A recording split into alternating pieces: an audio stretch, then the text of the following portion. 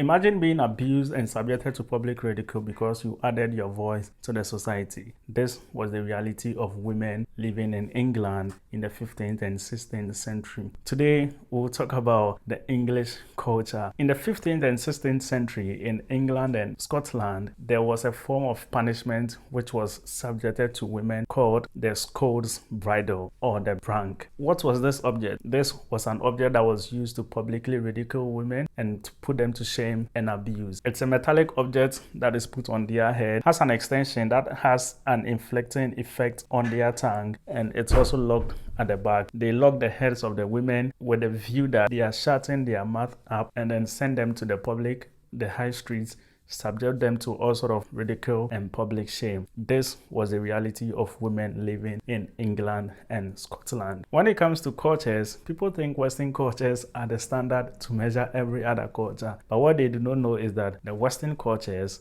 have also had their dark ages. They've also had what we call today their cruel times. And in their cruel times, they also had their patriarchal system that subjected women especially to public ridicule, shame, and all forms of abuse. Today, they have introduced social reforms that seek to give women equal rights and equal privileges. How about other societies that have also not gained this form of exposure and this form of knowledge? How do we measure the standard of society? Do we measure one society by another society's standard? How do we measure that this culture is doing that which is right or wrong? Don't forget to subscribe, follow us, to leave a like or comment on this video. If you found this video educative, to share it with other people who might also benefit from this exposure.